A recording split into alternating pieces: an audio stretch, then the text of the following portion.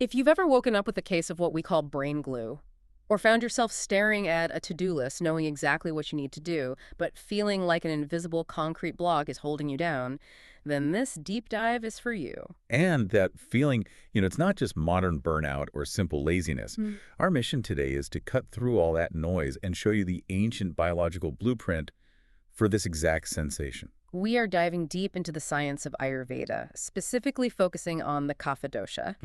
Now, if you're familiar with the Tridosha theory, you know Vata, Pitta, and Kapha are the three biological forces that govern everything from your metabolism to your personality.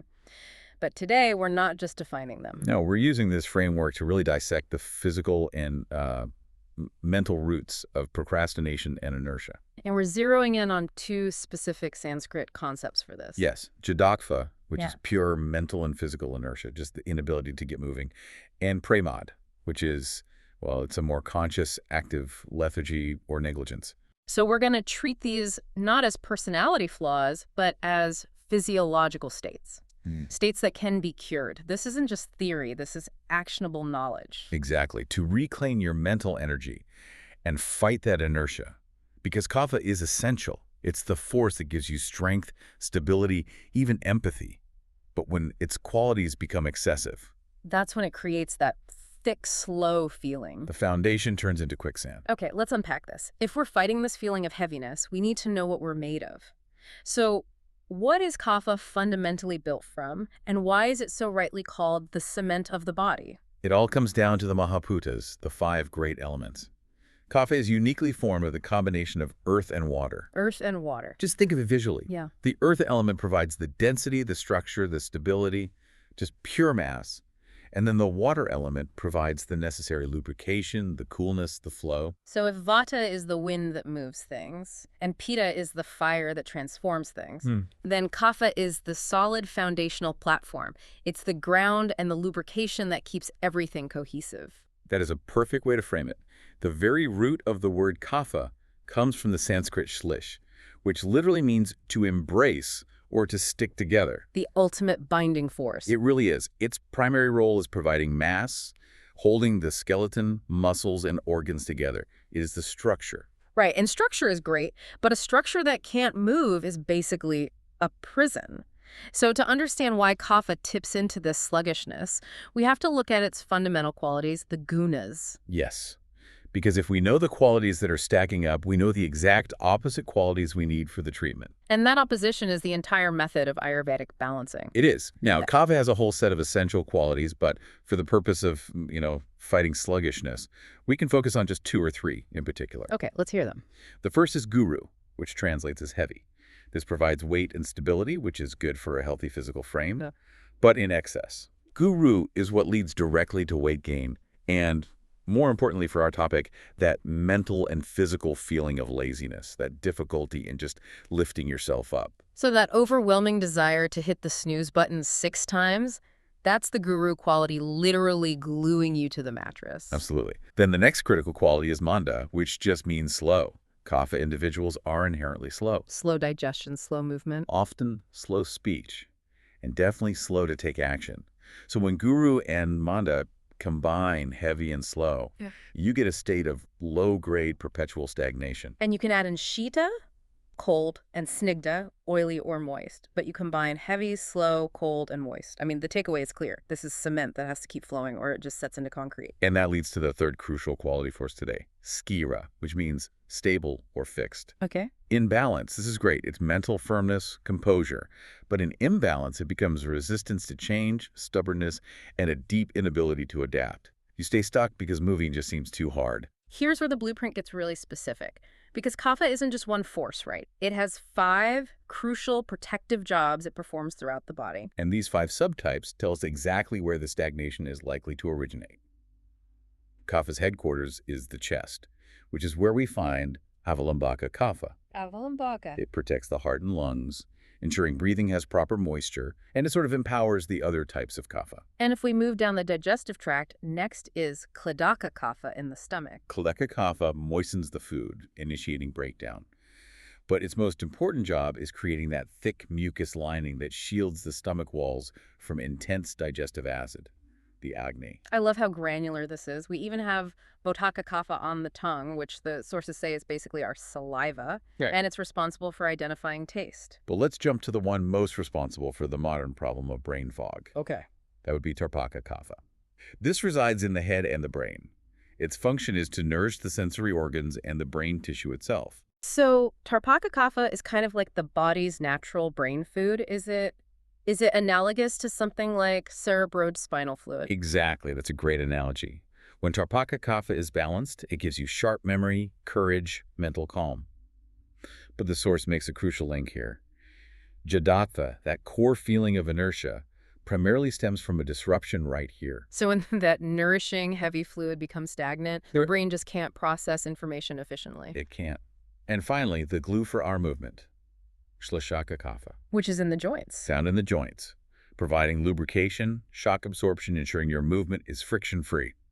If this gets aggravated, you feel stiff, creaky, and just resistant to exercise. It sounds like kapha is the ultimate protector. I mean, when these 5 are balanced, they provide dehabal, or natural strength and immunity. The sources link this so strongly to ojas, our deepest vitality. They do. And mentally, it translates to pure stability, deep love, and the capacity for shama, or forgiveness.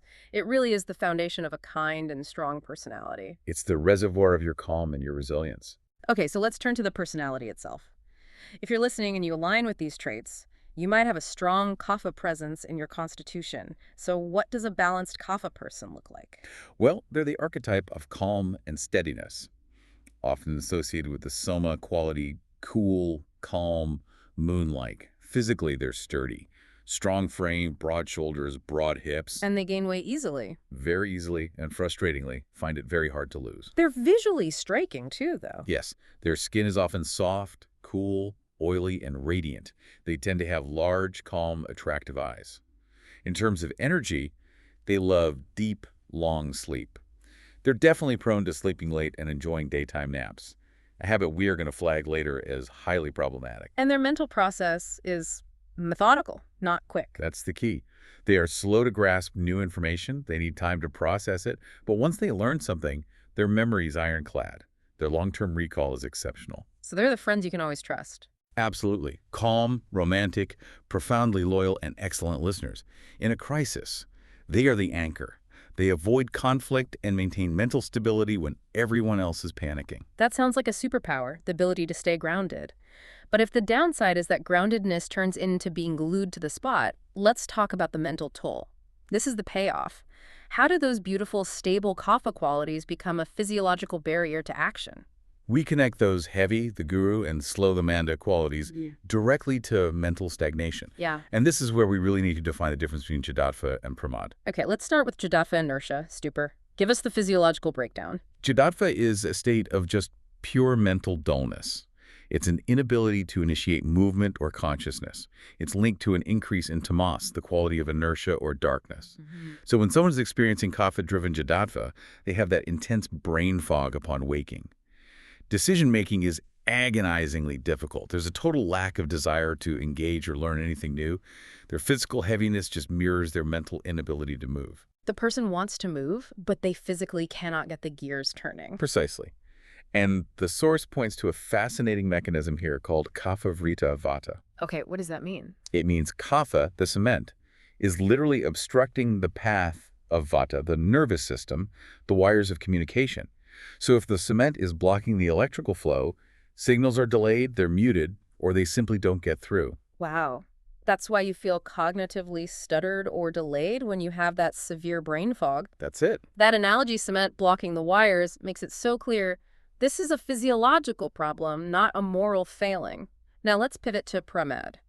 Negligence or lethargy, this one feels more psychological. It is, and it's arguably more insidious. Pramad is often translated as pragyaparad, Which means intellectual blasphemy. intellectual blasphemy. That is a heavy term. Is the source saying that the person experiencing pramad is fundamentally failing their own intelligence? Not morally, but practically, yes. It means you know the right action to take. Your intellect, your pragya, is telling you, I must exercise, I must eat the vegetables, I must start that project. Right. But because of the deeply ingrained laziness driven by guru and manda, you consciously fail to perform that action. You choose procrastination.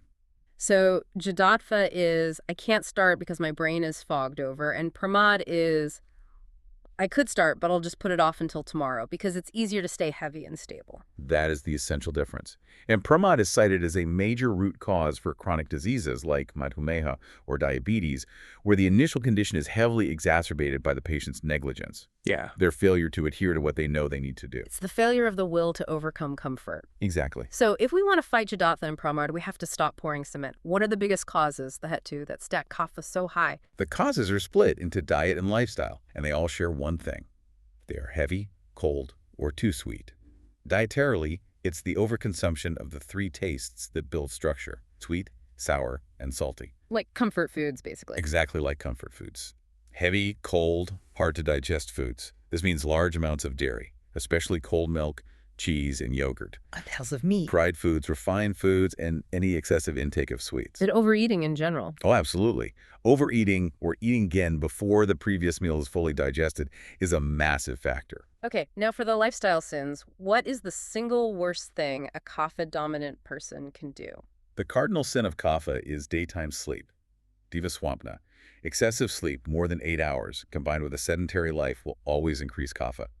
But sleeping during the day is considered the single most aggravating factor. It just stops all internal fire and sets that stagnation permanently. And we often feel Kapha imbalance when the seasons change, right? We do. Kapha naturally accumulates during the cold, wet winter months because everything slows down. But the symptoms don't actually peak then. They peak in the spring, Vasant Ritu. As the sun returns and the environment warms up, that accumulated solid Kapha melts, and it causes all these fluid issues: congestion, chronic colds, asthma, and that profound spring sluggishness or hay fever. So when our channels are blocked and Kapha is aggravated, what are the physical and mental warning signs we should look for? Physically, the signs are unmistakable: rapid weight gain, water retention or swelling, chronic cough and mucus, very slow digestion, and often a feeling of heaviness or nausea after eating. And mentally? Mentally, that beautiful stability turns into something dark. You see depression, excessive attachment, stubbornness, and just a deep resistance to change. And you mentioned a fascinating symptom related to attachment earlier, the hoarding tendency, clinging to old objects and memories. That is the ultimate physical manifestation of Kapha stagnation. Kapha provides stability, but when it's aggravated, it clings. It clings to fat, it clings to mucus, it clings to ideas, and it clings to possessions. The inability to let go physically or emotionally is a powerful symptom. So what does this all mean for us today? If Kapha is fundamentally cold, heavy, and moist, the solution has to be the absolute opposite: hot, light, and dry, the quality known as ruksha. We need an action plan. The action plan is about reversing those qualities every single day. First, taste. You must aggressively increase the taste that dry up excess moisture and scrape away fat. Pungent, bitter, and astringent. Okay, so pungent like chili, ginger, black pepper, things that generate heat. Yeah. Bitter like dark leafy greens and fenugreek. And astringent is that dry, puckering feeling like when you bite into a cranberry or an unripe banana. Yes, because they directly fight the guru, heavy and oily qualities. They lighten the digestion and they dry out the channels. For grains, the source is clear. Barley is the best. Barley. Why barley? It's inherently dry and has a lekhan, or scraping, nature that specifically targets excess fat. You should favor lighter options like millet and corn, and really reduce wheat and new rice, which are heavy. Are there any exceptions to the no sweet rule? One big one: honey. Old honey is considered an elixir for Kapha because it's heating, light, and dry. It also acts as a yogavahi, a catalyst that helps break down Kapha deep in the tissues. But there's a huge caution here. A crucial caution from the texts: never ever heat honey. When you heat it, it becomes toxic and actually clogs the channels. Okay, so we avoid the cold and moist things that block those channels. Precisely. Avoid all cold water, refrigerated foods, and heavy dairy like cheese and yogurt. These foods are labeled abhishandi. They immediately block the body's subtle channels, which is the last thing someone fighting Jadatva needs. Now for the lifestyle adjustments, the non-negotiables. You mentioned waking up before 6 a.m. That sounds brutal for someone who loves to sleep late. Why is that specific time so important? Because the day is divided into Kapha periods. The hours between 6 a.m. and 10 a.m. are primary Kapha time. If you wake up and you're active before 6, you escape that wave of heaviness. But if you sleep into that window? You are essentially reinforcing the guru and manda qualities, guaranteeing sluggishness and mental dullness for the rest of your day.